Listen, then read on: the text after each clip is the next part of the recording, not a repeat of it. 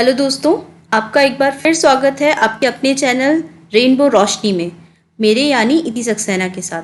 तो आज का हमारा अपनी सीरीज़ को आगे बढ़ाते हुए ज्योग्राफी एनसीईआरटी सीरीज़ को हम क्लास 6 के एनसीईआरटी को पढ़ने वाले थे, लेकिन आज मैं कुछ एक्स्ट्रा इन्फॉर्मेशन आपको क्लास 6 से अलग से दे रही हूँ। इसमें मैं आपको जो अभी तक हमने पढ़ा है डिफरेंट पैरेलल्स और कॉन्टिनेंट्स के बारे में, उसमें उसके रिलेटेड कुछ इंटरेस्टिंग फैक्ट्स के बारे में बताऊंगी। जैसे कि highest mountain peaks continent wise कौन से हैं, कि कौन से कॉन्टिनेंट का कौन से सबसे ऊंचा माउंटेन है, उसके बारे में कौन सी कंट्रीज से इंपॉर्टेंट पैरेलल्स पास होती हैं। इंपॉर्टेंट पैरेलल्स मतलब tropic of cancer, equator, tropic of capricorn, और वर्ल्ड मैप पे 5 इंपॉर्टेंट स्टेट्स कौन सी हैं। ठीक है, और ये नहीं है कि केवल 5 इंपॉर्टेंट स्टेट्स ही बस आपको याद करनी है, और भी स्टेट्स हैं, पर हम धीरे धीरे आगे बढ़ेंगे। तो 5 से शुरू करते हैं, फिर 10, फिर 15। Likewise will remember all these states on the map. ठीक है, और फिर जो मैंने आपको लास्ट लेक्चर में बोला था कि 3rd, 4th और 5th चैप्टर्स के एक्सप्लेनेशन मैंने आपको नहीं दिए हैं एक्सरसाइज के, तो वो आज हम कवर करेंगे। इसके अलावा एक एमसीक्यू है जो आपको सॉल्व करना है, और जो लास्ट वीडियो में मैंने आपसे एमसीक्यू पूछा था उसका आंसर मैं इस वीडियो में दूंगी, और अपकमिंग वीडियो के बारे में थोड़ी सी इन्फॉर्मेशन। तो शुरू करते हैं आज का लेक्चर। जो पहला टॉपिक है हमारा वो है हाईएस्ट माउंटेन पीक्स। ठीक है, तो एशिया जो सबसे बड़ा कॉन्टिनेंट है, और इसका जो माउंटेन पीक है वो भी सबसे ज़्यादा बड़ा है। कौन सा माउंटेन पीक है ये? Mount Everest. हम सभी जानते हैं इसकी ऊंचाई कितनी है? 8,850 मीटर्स, सबसे ज़्यादा ऊंचा। अच्छा, ये माउंट्स की ऊंचाई के हिसाब से नहीं है अरेंज, तो ये मैंने इनकी ऊंचाई दे दी है, आप इनको इनकी ऊंचाई के हिसाब से अरेंज करिएगा कि पहला सबसे ऊंचा कौन सा है, दूसरे नंबर का कौन सा है।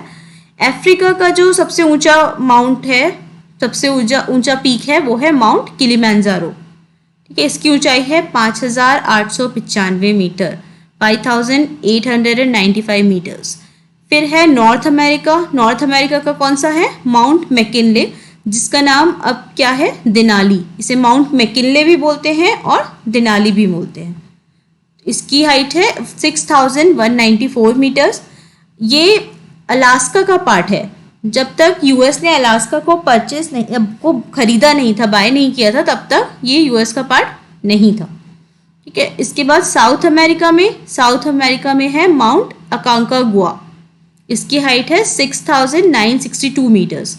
ऐसे ही एंटार्क्टिका का भी जो हाईएस्ट पीक है उसकी हाइट है 4,097 मीटर्स, और ये है माउंट विंसन।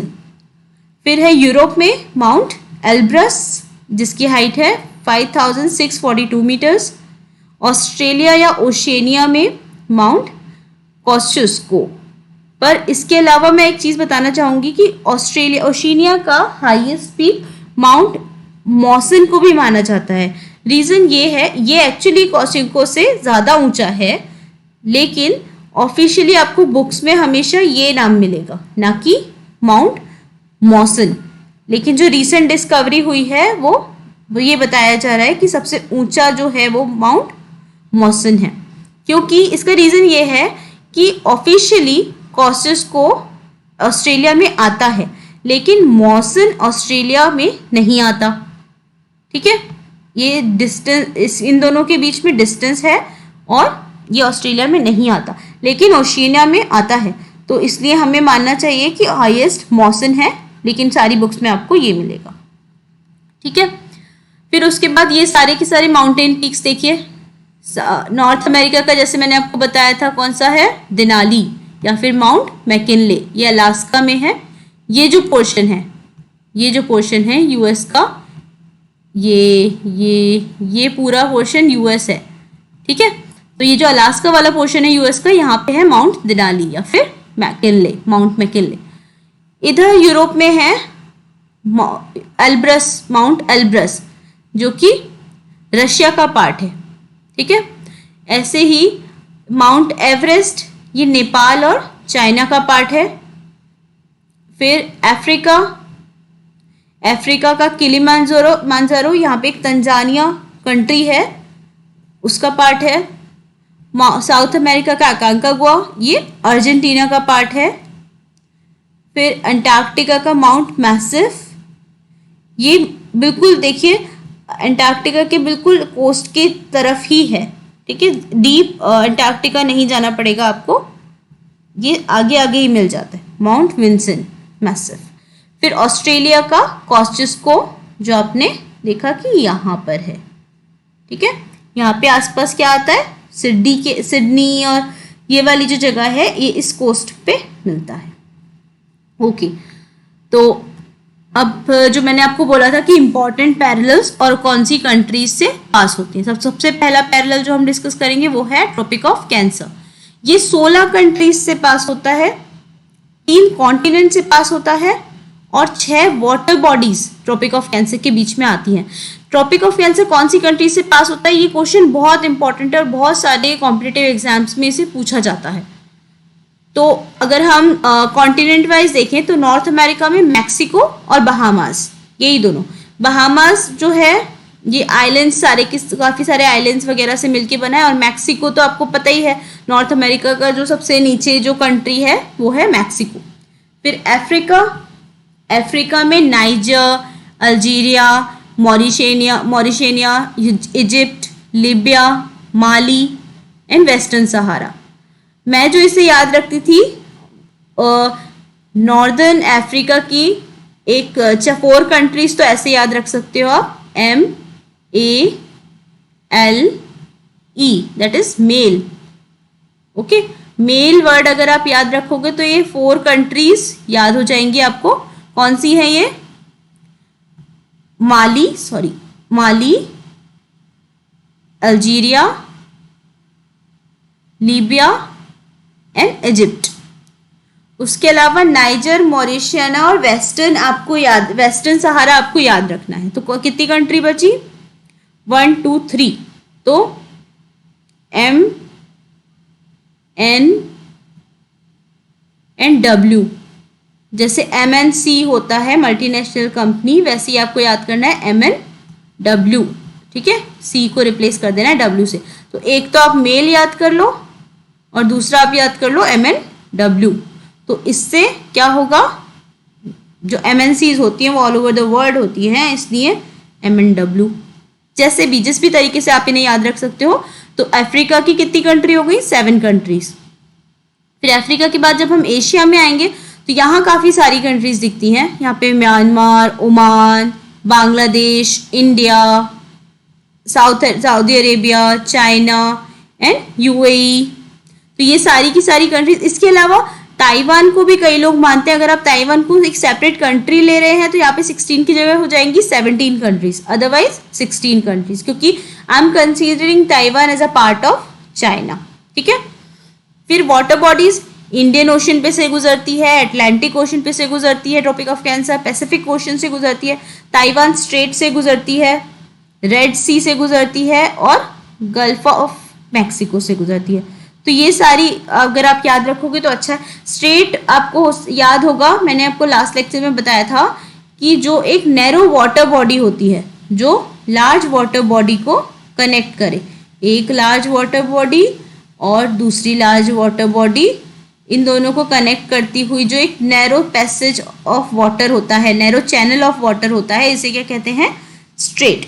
ओके, तो ये आपको याद रखना है। बस देखिए नॉर्थ अमेरिका का याद रहेगा ही, 2 ही कंट्री है, मैक्सिको एंड बहामास। अफ्रीका का मेल एंड MNW। एशिया का इंडिया, तो इंडिया के आसपास की कौन सी कंट्रीज, म्यांमार, बांग्लादेश, चाइना, तो ये कंट्री आपको याद रह जाएंगी।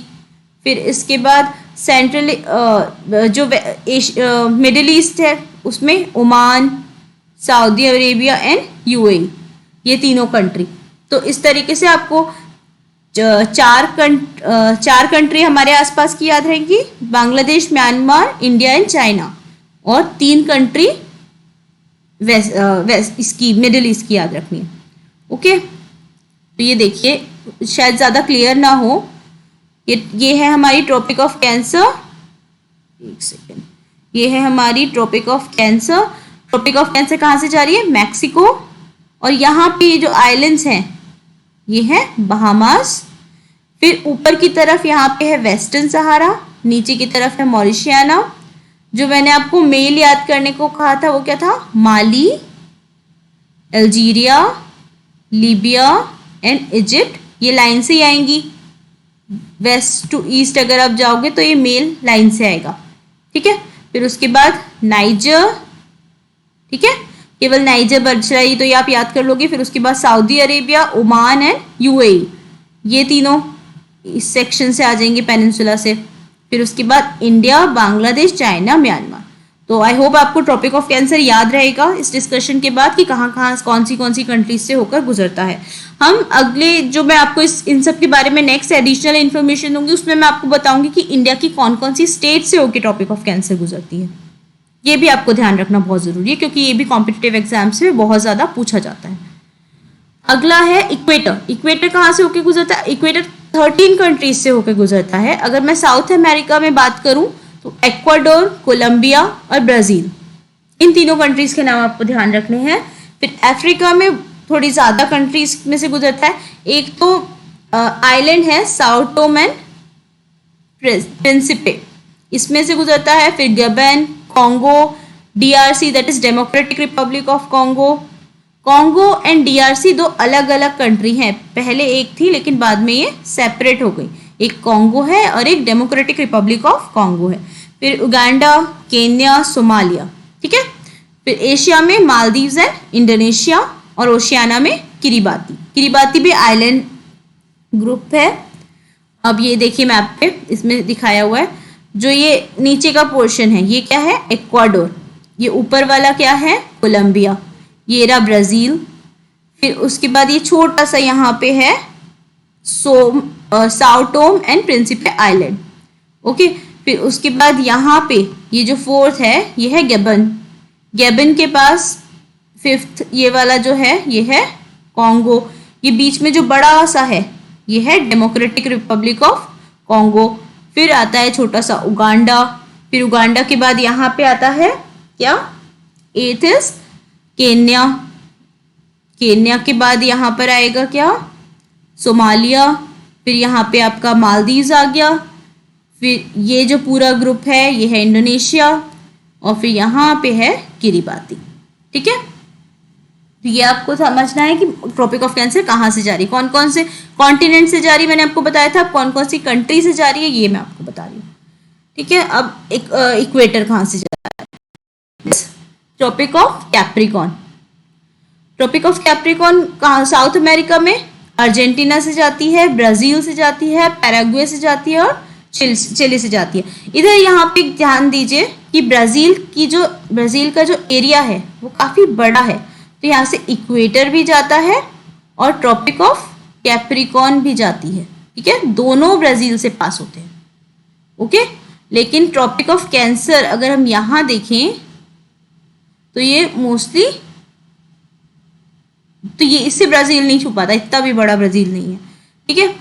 फिर यहाँ पे अफ्रीका में बोस्वाना है जो लोअर मोस्ट अफ्रीका में आता है। फिर मडागास्कर, ये आइलैंड है, आपको पता ही है। मोजाम्बिक भी एक ईस्टर्न कोस्ट ऑफ अफ्रीका पे एक कंट्री है। Namibia western coast of Africa पे नीचे की तरफ एक कंट्री है। फिर एशिया में मालदीव्स एंड इंडोनेशिया मैंने आपको भी दिखाया ही था क्योंकि इंडोनेशिया काफी लंबा है तो यहां से इंडोनेशिया को कवर कर लेता है, ठीक है। और मालदीव्स यहाँ पे है, ओके। मैं आपको इसका मैप दिखाती हूँ, ये देखिए, ये ज़्यादा क्लियर नहीं होगा पर देखिए, ये ब्राज़ील, ये पैराग्वे, यहाँ पे छोटा सा लैंडलॉक्ड कंट्री है, मतलब ये कोई भी सी या ओशन से नहीं मिलता है, इसलिए पैराग्वे क्या है, एक लैंडलॉक्ड कंट्री है। फिर ये है अर्जेंटीना और यहाँ पे है चिली, ठीक है। इधर की तरफ है नामीबिया, यहाँ नीचे की तरफ है साउथ अफ्रीका, बीच में इन सब के बीच में यहाँ है बोस्वाना, ये है मडागास्कर, इधर साइड में है क्या, मोजाम्बिक, ये पूरा ऑस्ट्रेलिया, ठीक है, इस तरीके से। और ये यहाँ पे जो छोटे छोटे से आइलैंड्स वगैरह हैं उनको वो इंक्लूड कर रहे हैं किसमें, इंडोनेशिया में। ठीक है, तो ये हो गया ट्रॉपिक ऑफ कैप्रिकॉर्न। अब मैं आपको एक ये चीज मैप पे थोड़ी सी दिखाती हूँ, इक्वेटर, ये देखिए, अगर हम अर्थ को यहां से देखना शुरू करें, ये देखिए इक्वेटर दिख रहा है आपको, जहाँ पे मेरे एरो को देखिए, तो यहाँ पे इक्वाडोर से जा रहा है, कोलंबिया से जा रहा है, ब्राजील से जा रहा है, और जब हम इक्वेटर के आसपास ही चलते रहेंगे तो हमें दिखेगा कि गिबन से जा रहा है, यहाँ पे कॉन्गो से जा रहा है, फिर डेमोक्रेटिक रिपब्लिक ऑफ कॉन्गो, फिर उगांडा, फिर केन्या, फिर सोमालिया। ठीक है, तंजानिया के बिल्कुल ऊपर से जाता है, लेकिन तंजानिया को छूता हुआ नहीं जाता। कई बार ऐसा क्वेश्चन आ जाता है कि इक्वेटर तंजानिया को होता हुआ जाता है, लेकिन इक्वेटर पे तंजानिया नहीं आता। ठीक है, फिर इंडोनेशिया, इस तरीके से पूरा इक्वेटर पे हमने कौन कौन सी कंट्री आती है देख ली। ठीक है, ओके, तो अब वापस चलते हैं। अब मैंने आपको कहा था कि मैं 5 इंपॉर्टेंट स्टेट्स बताऊंगी। स्टेट्स क्या होता है, narrow channel of water connecting 2 large water bodies. ठीक है, तो एक है सबसे पहली मलक्का स्ट्रेट, ये किसमें है, अंडमान सी और साउथ सी के बीच, साउथ चाइना सी के बीच में। ये बहुत इंपॉर्टेंट स्टेट्स हैं, आपको इनकी लोकेशंस मैप पे फाइंड आउट करना आना चाहिए। आप एकदम से आइडेंटिफाई करो कि किन दोनों के बीच में आती हैं, तो ये आप याद कर लीजिए या कुछ भी करिए, एक बार आप मैप समझ लेंगे तो ये सब चीजें समझ आ जाएंगी। ठीक है, फिर पाक स्ट्रेट, पाक बे एंड बे ऑफ बंगाल के बीच में आता है। फिर सुंदा स्ट्रेट पाक बे एंड बे ऑफ बंगाल, एक सेकेंड सॉरी ये गलत है, ये जावा सी के बीच में आता है। आई थिंक मैप पे मैंने ये क्लियर किया है, सॉरी, ये जावा सी, मैं इसको दिखाती हूँ अभी आपको मैप पे। फिर होमरूज strait gulf of Persia and gulf of Oman के बीच में आता है। फिर Bab el Mandeb red sea and gulf of Aden के बीच में आता है। ये देखिए यहाँ पे स्ट्रेट ऑफ मलक्का दिखाई है, जो कि मलेशिया और इंडोनेशिया। ठीक है, इन दोनों लैंड मासेस को अलग कर रही है। और ये क्या था, बे ऑफ बंगाल, और यहाँ पर क्या है, देखिए मलक्का में अंडमान सी और साउथ चाइना सी। तो ये यहाँ पे बे ऑफ बंगाल का यहाँ पर जो पोर्शन है वो क्या है, अंडमान सी, और इधर की तरफ ये किससे जोड़ देती है इसको, साउथ चाइना सी। ठीक है, साउथ चाइना सी से SCS। ओके, ऐसे ही ये पाक स्ट्रेट है। ओके, इधर की तरफ है बे ऑफ बंगाल और इसे बोलते हैं पाक बे, जो इंडिया और श्रीलंका के बीच में है। मैं कंट्रीज के नाम भी इसलिए ले रही हूँ ताकि आपको इनकी लोकेशन फाइंड आउट करना और ज्यादा इजी, और क्वेश्चंस भी ऐसे ही पूछते हैं। फिर जब सुंदा स्ट्रेट की बात कर रहे हैं, सुंदा स्ट्रेट इंडियन ओशन और जावा सी के बीच में है। ठीक है, यहां से जब एक नैरो पैसेज ऑफ वाटर इधर से इधर जाता है तो इसे कहते हैं सुंदा स्ट्रेट। और कंट्रीज कौन सी, इधर की तरफ है सुमात्रा और यहाँ है जावा। ये किसका पार्ट है, ये आप लोग मुझे बताओगे।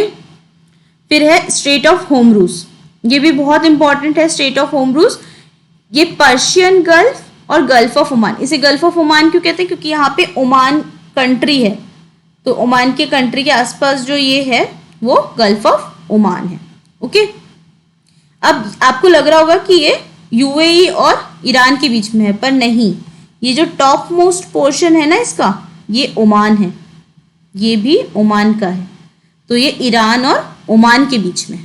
ठीक है, गल्फ ऑफ ये जो स्ट्रेट ऑफ होमरूज है ये पर्शियन गल्फ को गल्फ ऑफ ओमान से जोड़ती है, और it lies between Oman and Iran, not UAE and Iran. ठीक है, फिर यहाँ पे देखिए, ये देखिए अभी मैंने आपको ये हो गई स्ट्रेट ऑफ होमरूज, और हम अगर ये पर्शियन ये पेनिनसुला हटाएं तो इसके इधर की साइड आने पे हमें मिलता है बबल मानदेव, तो ये रेड सी और गल्फ ऑफ एडन को कवर करती है। देखो यहाँ पे गल्फ ऑफ ओमान है ना, ऊपर की तरफ ओमान है और नीचे की तरफ क्या है, एडन, गल्फ ऑफ एडन।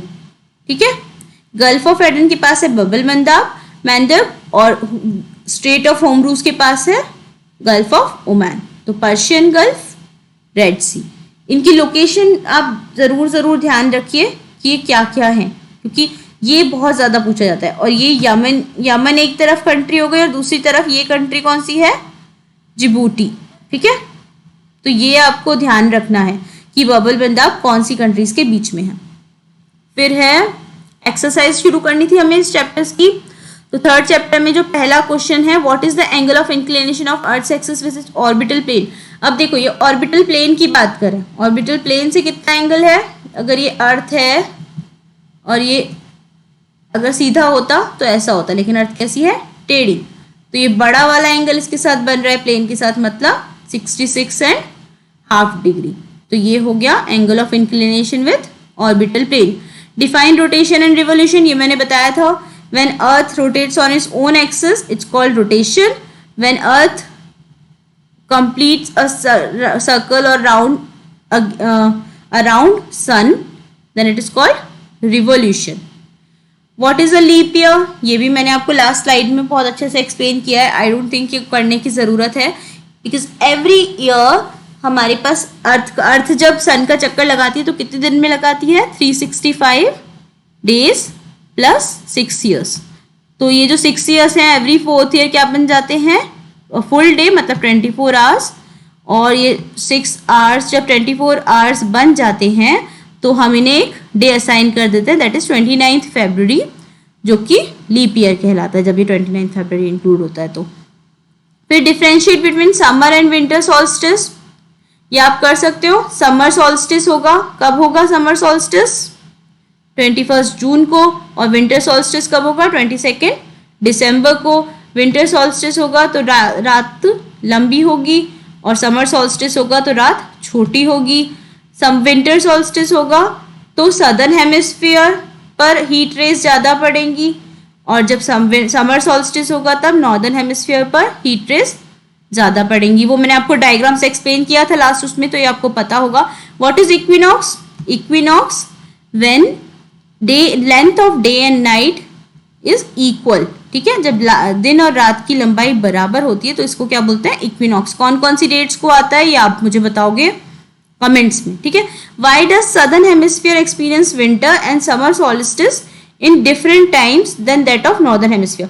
ये मैंने आपको बताया था, ये किसकी वजह से होता है, अर्थ के टिल्ट की वजह से। अर्थ के टिल्ट की वजह से जब नॉर्दर्न हेमिस्फीयर में समर होती है तब सदर्न हेमिस्फीयर में विंटर होती है, एंड वाइस वर्सा, है ना।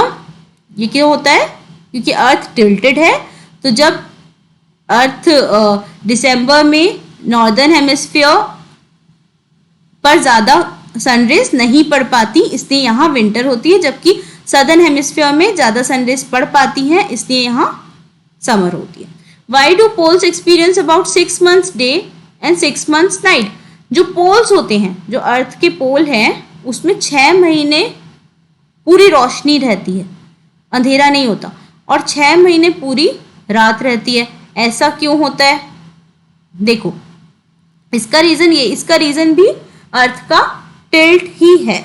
जब 6 महीने अर्थ टिल्टेड है, यहाँ सन है, ओके, सनरेज यहाँ से पड़ रही है मान लो, ठीक है, तो बाकी सारे एरिया तो इधर की तरफ जाते रहेंगे वेस्ट टू ईस्ट जब अर्थ घूमेगी, लेकिन जो पोल होगा वो यहीं रहेगा, और जो ऑपोजिट साउथ पोल होगा वो उस पर सनरेज नहीं ही पड़ेंगी, है ना। तो यहाँ पे दिन रात पूरे टाइम क्या होगा, नॉर्थ पोल पे समर में, मतलब हाफ ईयर में 6 months तक धूप आती ही रहेगी, और साउथ पोल में नहीं आएगी। और इसके ऑपोजिट जब दूसरे साइड में, जैसे इसके ऑपोजिट साइड जब अर्थ होगी तो क्या होगा, साउथ पोल में धूप आती रहेगी लेकिन नॉर्थ पोल में नहीं आएगी। इसलिए पोल्स पे 6 month क्या होता है, केवल डे होते हैं, और 6 month केवल नाइट होती है। ठीक है, अब मूवमेंट ऑफ, हमें करेक्ट आंसर बताना है। Movement of earth around the sun is known as, क्या बोलते हैं इसको, रिवोल्यूशन। ओके, फिर direct rays of sun fall on equator. Equator पे कब पड़ती है डायरेक्ट रेज ऑफ सन, देखो कौन सा दिन होगा, ये हो गया समर सॉल्स्टिस, ये हो गया विंटर सॉल्स्टिस, तो ये क्या है, इक्विनॉक्स। जब इक्वेटर पे पड़ेंगी तब क्या होगा, इक्विनॉक्स, है ना। जब ट्रॉपिक ऑफ कैंसर पे पड़ रही हैं तब आएगा समर सॉल्स्टिस। जब ट्रॉपिक ऑफ कैप्रिकॉर्न पे पड़ रही है तब आएगा विंटर सॉल्स्टिस। जब इक्वेटर पे पड़ रही है तब आएगा इक्विनॉक्स। 2 बार आता है, एक 21 मार्च को और सेकंड कब आता है वो आप बताओगे, ठीक है। इक्वेटर पे सेकंड टाइम कब आती है सनराइज। फिर आता है Christmas is celebrated in summer in, देखो हमारे यहाँ पे मतलब इंडिया में जब विंटर होगी तब सदर्न हेमिस्फीयर में समर होगी। जापान भी नॉर्दर्न हेमिस्फीयर में आता है, इंडिया भी नॉर्दर्न हेमिस्फीयर में आता है, लेकिन ऑस्ट्रेलिया कहाँ आता है, सदर्न हेमिस्फीयर में।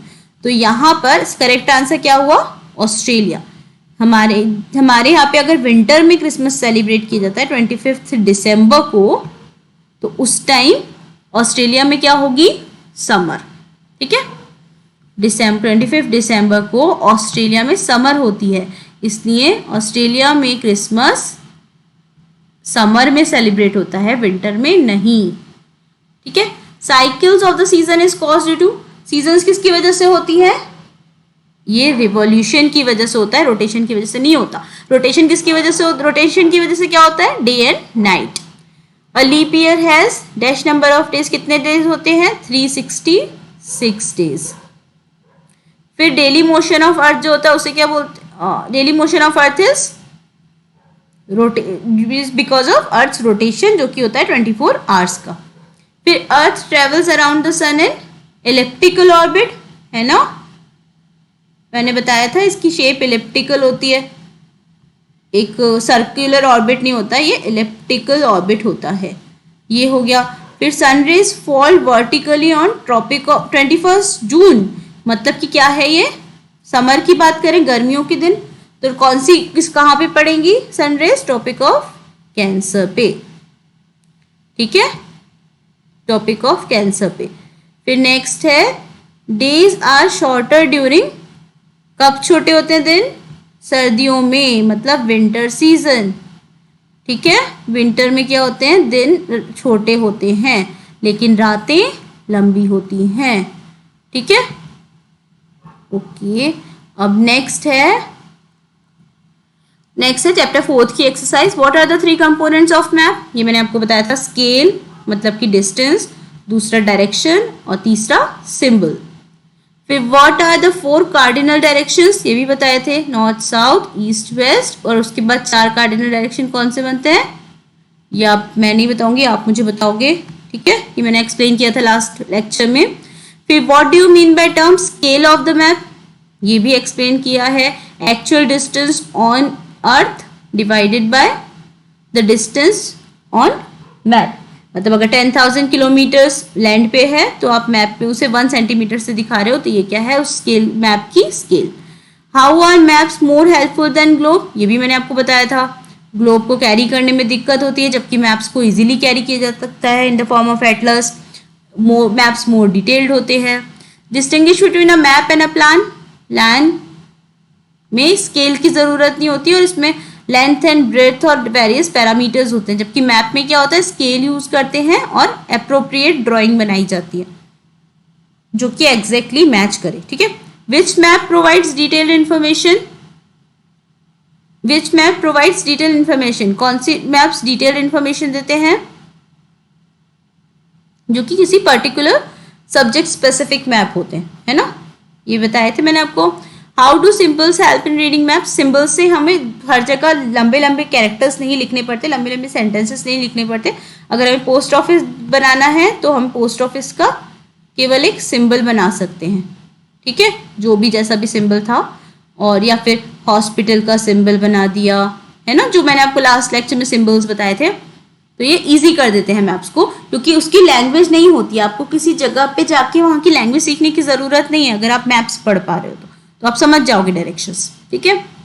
फिर है maps showing distribution of forest, forest का डिस्ट्रीब्यूशन है तो ये किस में आएगा, ये फिजिकल मैप में आएगा, है ना, क्योंकि फॉरेस्ट क्या है, एक नेचुरल फीचर ऑफ अर्थ है। Blue colour is used for water bodies, ये भी मैंने आपको बताया था। कंपास से क्या होता है, find the main direction, direction का पता लगाता है, क्योंकि कंपास की नीडल अपने आप को नॉर्थ साउथ डायरेक्शन में अलाइन कर लेती है ना, मैग्नेटिक नीडल। फिर scale is necessary, scale is necessary किसमें, एक मैप में, ओके। स्केच में स्केल नहीं होता और सिंबल्स को स्केल करने की ज़रूरत नहीं होती, सिंबल्स तो खुद ही इमेजिनरी है। फिर आता है chapter 5, what are the 4 major domains of earth. Earth के 4 डोमेन्स कौन से हैं? लिथोस्फीयर, बायोस्फीयर, कौन कौन से है? एटमॉस्फेयर और hydrosphere. Name the major continents of earth, ये 7 कॉन्टिनेंट्स आपको मैं बता चुकी हूँ। Name the 2 continents that lie entirely in southern hemisphere, कौन से हैं ये 2? एक तो होगा ऑस्ट्रेलिया और दूसरा बताओ कौन सा सदर्न हेमिस्फीयर में आता है? एंटार्क्टिका। ठीक है। Name the different layers of atmosphere, ये भी आपको पता है कौन सी? Troposphere, stratosphere, mesosphere, ionosphere and exosphere, 5 layers. Why is earth is called blue planet? Because 71% of earth is covered with water. ठीक है, इसलिए अर्थ को क्या कहते हैं?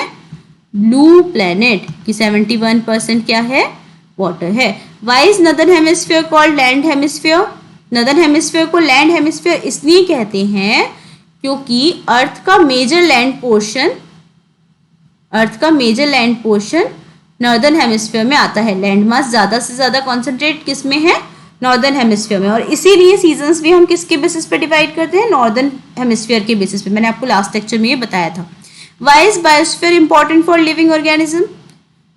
क्योंकि बायोस्फीयर में हमें पानी भी मिल जाता है, एयर भी मिल जाती है, और तीसरी चीज क्या मिल जाती है? Water, air and land to survive on, जिसमें हम खेती कर सकते हैं या कुछ भी काम कर सकते हैं, जिससे हमें पेट भी भर जाता है। ठीक है, सांस भी ले सकते हैं, पानी भी पी सकते हैं और रह भी सकते हैं, है ना। तो ये चीज़ें बायोस्फीयर में सब कुछ मिल जाती हैं, इसलिए इम्पॉर्टेंट है। ओके, लाइफ के लिए इम्पॉर्टेंट है। फिर a mount range that separate Europe from Asia, कौन सी माउंटेन रेंज यूरोप को एशिया से सेपरेट करती है? यूराल्स, है ना। The continent of North America is linked to South America by, North America South America से किससे लिंक्ड है? Isthmus of Panama, isthmus. Major constituent of atmosphere by percentage, सबसे ज्यादा परसेंट क्या है एटमॉस्फेयर में? नाइट्रोजन, उसके बाद है ऑक्सीजन और उसके बाद है carbon dioxide and other gases, organ वगैरह। ठीक है। फिर domain of earth consist of solid rock, जिसमें सॉलिड रॉक होती है उसे क्या कहते हैं? लिथोस्फीयर। लिथ मतलब स्टोन, स्फीयर मतलब गोला। ठीक है, जहां पर स्टोन्स हो, सॉलिड पार्ट हो। What is the largest continent? कौन सा है largest continent? Asia. Okay. Deepest point on the earth is Mariana trench in Pacific ocean. The dash ocean is named after a country, कौन सा ocean है ये हमारा? Indian ocean. The dash is a narrow contract zone of land, water and air, इसे क्या कहते हैं? That supports life, इसे कहते हैं biosphere. The continent of Europe and Asia together are is known as, इसे कहते हैं यूरेशिया। यूरोप और एशिया के कॉन्टिनेंट को एक साथ जब हम लिखते हैं तो इसे कहते हैं यूरेशिया, क्योंकि यूरोप और एशिया में कोई एक्चुअली क्लियर बाउंड्री नहीं है, तो इसलिए कई लोग इसे अलग अलग कॉन्टिनेंट्स ना मान के एक ही कॉन्टिनेंट मानते हैं। ठीक है। फिर highest mountain peak on earth क्या है? माउंट एवरेस्ट, जिसकी हाइट हमने आज ही पढ़ी कितनी है? 8,850 मीटर्स। फिर ये एमसीक्यू है, ये आपको सॉल्व करना है, ये आप मुझे बताओगे। ठीक है, ये मैंने आपको लास्ट वीडियो में पूछा था, तो इसका आंसर है ए, क्योंकि मीटियोर्स आर, देखो इस क्वेश्चन में मैंने आपसे बोला है कि ऊपर दिए गए सेंटेंस में से कौन सा इनकरेक्ट है। ठीक है, meteors are burned in exosphere, ये इनकरेक्ट है। हाँ, ये इनकरेक्ट है। तो मीटियोर्स कहाँ बर्न होते हैं? मेसोस्फीयर में, ना कि एक्सोस्फीयर में। और ionosphere is the zone used for signal transmission, ionosphere में सिग्नल ट्रांसमिशन होता है, ये तो करेक्ट है। लेकिन हमें क्या बताना है? इनकरेक्ट। तो कौन सा इनकरेक्ट है? ओनली 1। ठीक है, अगर करेक्ट होता तो हम बोलते ओनली 2, पर अभी यहाँ पे होगा आंसर ए। फिर अब अगले लेक्चर में मैं आपको मेजर लैंडफॉर्म्स ऑफ अर्थ बताऊंगी, मतलब हमारी एनसीईआरटी का चैप्टर नंबर 6। तो आज के लेक्चर को यहीं फिनिश करते हैं। तो अगर आपने अभी तक ये चैनल सब्सक्राइब नहीं किया है तो subscribe the channel for latest updates, like it and share with your friends, ताकि वो फ्री एजुकेशन का फायदा उठा पाएं। Okay, thank you, stay in home, stay healthy, happy learning, bye bye.